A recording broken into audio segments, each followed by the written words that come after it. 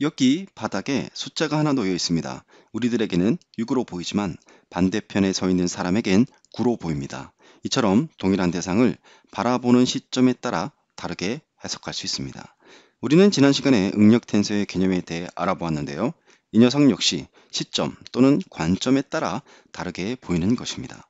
3차원 물체 내부의 응력은 두 개의 베이시스, 기저 벡터를 가지는 9개의 컴포넌트로 구성된다고 했었고, 이를 코시 스트레스라고 합니다.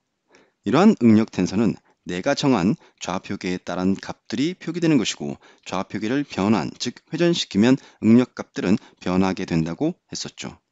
응력 텐서를 다루고 있으니 텐서라는 것의 정의를 이리저리 찾아보았습니다. 첫 번째, 텐서는 스칼라나 벡터처럼 물리량을 표현하는 수학적 객체. 두 번째, 텐서는 기저 벡터가 변하면 특별한 방식으로 변환되는 수학적 객체.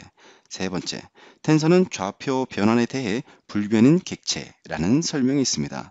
첫 번째 설명은 지난 영상에서 확인한 것이고, 오늘은 두 번째 설명에 대해 파악해 보고자 합니다. 따라서 오늘의 주제는 응력 변환, 스트레스 트랜스포메이션입니다.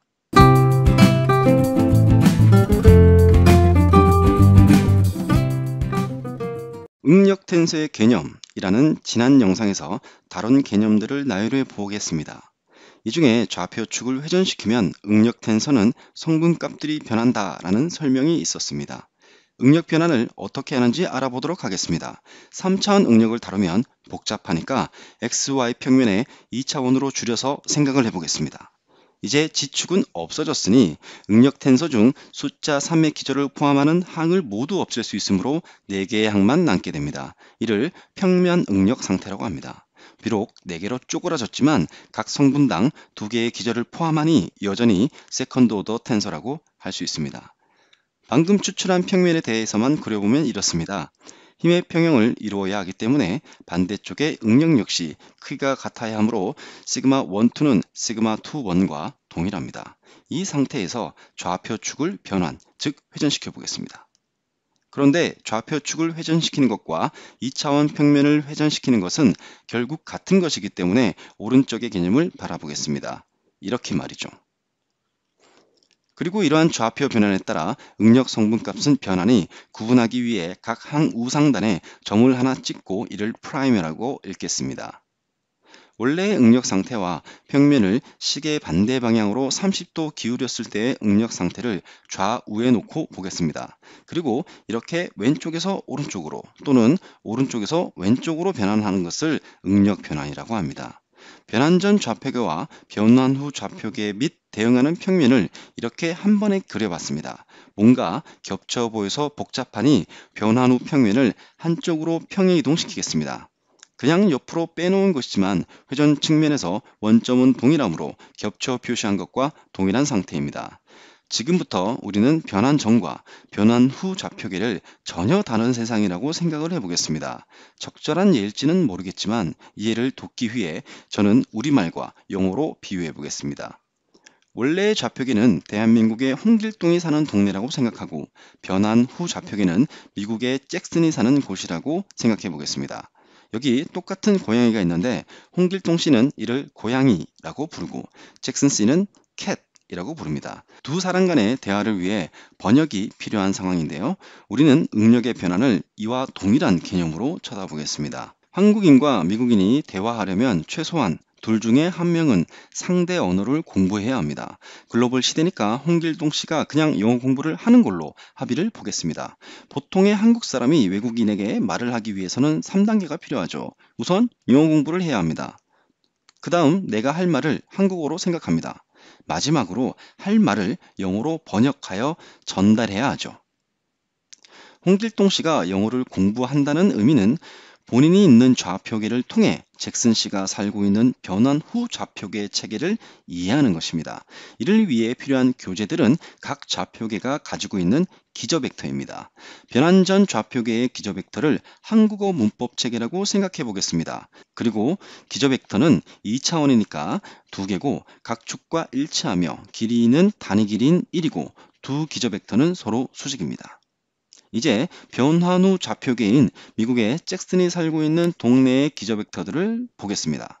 이 기저 벡터들 역시 각 축과 일치하고 길이는 단위 길이인 1, 그리고 서로 수직입니다. 이 기저 벡터를 한국의 홍길동이 본인이 잘 알고 있는 한국어 문법 체계, 즉 본인의 기저 벡터를 기준으로 분해해서 살펴본 후 행렬 형태로 나타냅니다. 우리가 보고 있는 체계는 2차원이니 행렬은 당연히 2x2 매트릭스입니다. 이렇게 홍길동의 입장에서 잭슨의 기저 벡터를 매트릭스로 표현했다면 홍길동은 영어를 다 배웠다 라고 할 수 있고 이 매트릭스를 번역기처럼 쓸 수 있습니다. 자, 이제 응력 변화는 시시할 정도로 간단해집니다. 일단 홍길동이 영어를 배웠고 이제 홍길동이 잭슨에게 전달할 한국어 단어를 연상합니다. 그 한국어 단어라는 것은 홍길동이 본인의 세상에서 바라본 응력 상태이니 변환하기 전에 응력 상태를 그대로 앞에 적어줍니다. 그리고 난 다음 이 한국어 단어를 영어로 번역해서 알려주면 모든 게 끝나는데 한국어 번역기를 역변환, 즉 역행렬로 나타내서 앞에 써주기만 하면 됩니다. 이제 이러한 행렬들을 다 곱하여 계산 후 결과를 얻으면 그 결과는 세타 각도만큼 회전된 좌표계를 기준으로 본 변환된 응력입니다. 한국어 단어를 잭슨이 영어로 이해했다고 생각할 수 있죠. 참고로 만일 반대로 응력을 변환하려면 어떻게 해야 할까요? 그때는 잭슨이 한국어 공부를 해야겠죠. 만일 여러분들이 공학 서적을 볼 때 이처럼 어떠한 행렬 M이 있고 뒤에는 어떠한 행렬 Q, 앞에는 Q의 역행렬이 배치되어 있는 식을 본다면 뭔지는 잘 모르겠으나 M을 변환하고 있군 이라고 생각할 수 있습니다. 좀 더 고급지게 표현하면 M이라는 텐서 또는 행렬이 Q라는 행렬로 정의되는 기저 벡터의 변환 관계로 인해 특별한 방식으로 변환되고 있구나 라고 생각할 수 있습니다. 사실 변환 후 좌표계의 기저 벡터들이 꼭 서로 직각이거나 단위 벡터만을 사용해야 한다는 제약은 없습니다. 방금 전에 본 식은 이러한 일반적인 상황을 모두 포함하는 식이었는데요. 만일 번역기라고 칭했던 행렬 Q가 직교 행렬이라면, 즉 우리의 응력 변환처럼 변환 후에도 좌표계가 직각을 유지하고 단위 벡터를 사용한다면 Q의 역행렬 대신 Q 행렬의 행과 열을 서로 맞바꾼 전치 행렬을 활용해도 결과는 동일합니다. 역행렬을 계산하는 것은 고통스럽기 때문에 이렇게 되면 계산은 훨씬 쉬워지겠죠. 따라서 우리의 식 역시 역행렬 대신 전치 행렬을 쓰면 되고 최종적인 응력 변환 관계를 식으로 표현할 수 있습니다. 행렬들을 다 곱해서 별도의 식들로 표현하면 이렇게 됩니다. 행렬로 표시하나 이렇게 표시하나 결과와 의미는 동일합니다. 한편 재료역학에서 배우는 응력 변환식은 앞서 설명드린 방식이 아니라 단면을 잘라서 힘의 평형을 살피는 방식을 통해 설명하는 것이 일반적입니다. 살펴보니 기저 벡터를 활용한 결과와 똑같습니다. 여기서 삼각함수 공식들을 때려놓고 정리하면 좀 더 간결하게 이처럼 표현할 수 있습니다. 그럼 원래 재료역학에서의 방식대로 설명하면 될 것을 왜 굳이 복잡하게 기저 벡터 등을 운운하면서 행렬 형태로 설명했을까요? 그 이유는 바로 행렬 형태로 생각을 하면 차원을 높여도 이해하기 쉽기 때문입니다. 3차원이라고 해도 그냥 변환 전과 변환 후에 좌표계 간 기저 벡터만 파악해서 Q 매트릭스로 구성만 해버리면 똑같은 방식으로 손쉽게 변환을 할 수 있기 때문입니다.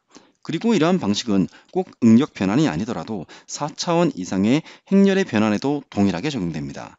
한번 이해하고 여러 곳에 써먹을 수 있는 겁니다. 자, 이제 3차원에서 응력 변환하는 법도 이해했으니 해석을 하고 실질적인 결과를 살펴보겠습니다. 그리고 중요한 몇 가지를 체크하고 마무리하겠습니다. 3D 익스피리언스 플랫폼에서 구조 해석을 위해 이와 같이 모델을 구성하였습니다. 글로벌 좌표계가 있고 추가적인 좌표계가 이처럼 임의의 자세로 추가되어 있습니다. 적절한 하중과 경계 조건을 고려하여 해석을 완료하였고 결과를 확인하겠습니다. 기본적으로 여러 가지 결과를 확인할 수 있지만 여기서는 응력 텐서를 의미하는 스트레스 컴포넌트를 확인해 보겠습니다. 각 요소 내에 심볼 형태로 응력 텐서가 나타나는데 3개의 화살표를 통해 표현됩니다. 한꺼번에 많은 요소를 띄워놓고 보니 어지럽습니다. 따라서 단 하나의 요소만 살펴보겠습니다. 하나의 요소를 살펴보니 이 요소의 경우 내부의 8개의 지점에서 응력 텐서가 나타납니다. 그중 한 지점을 확대하여 마우스를 갖다 대보니 6개의 응력 텐서 성분이 나타나는 것을 확인할 수 있습니다. 이번에는 응력 텐서 성분을 각각 나타내 보겠습니다. 주어진 글로벌 좌표계의 각 축과 일치하는 방향의 노멀 스트레스들이 일정한 값과 함께 나타납니다. 추가적으로 시어 스트레스들도 확인할 수 있죠. 마지막으로 응력 텐서를 앞서 정의했었던 추가 좌표계를 기준으로 나타내 보겠습니다. 보시는 것처럼 회전되어 있는 좌표계를 통해 응력 텐서를 보니 방향과 값들이 다르게 나타납니다. 우리는 방금 영상을 통해 많은 것을 확인할 수 있었습니다. 우선 좌표축을 변환하면 다른 말로 자세가 다른 회전되어 있는 좌표계를 통해 응력을 바라보면 응력 성분 값의 방향은 물론 크기 역시 변한다는 것을 확인할 수 있었습니다. 그리고 FEM 솔루션에서 실제 응력이라는 것은 요소 전체나 절점에서 계산되는 것이 아니라 요소 내의 적분점이라는 곳에서 계산된다는 사실 역시 확인할 수 있었습니다. 그래서 우리가 지난 영상에서 응력을 기술하기 위해 상상했던 특정 지점을 대표하는 미소 최적이라는 것은 자칫 유한 요소와 모델이 비슷하여 헷갈릴 수 있는데 보셨던 것처럼 요소와는 상관이 없고 요소 내부에 있는 적분점이라는 것과 연관이 있다는 사실을 확인할 수 있었습니다. 이 흥미로운 적분점은 또 다른 에피소드를 통해 다루도록 하겠습니다. 또한 9개의 성분으로 구성되었던 응력 텐서는 힘의 평형을 이루기 위해 각 전단 응력 성분은 대칭이므로 6개의 성분만 알면 된다라는 사실 역시 확인하였습니다. 오늘은 주어진 좌표축이 회전하였을 때 응력 텐서가 어떻게 변환되는지에 대해서 해석적으로 그리고 이론적으로 부족하나마 다루어 보았습니다.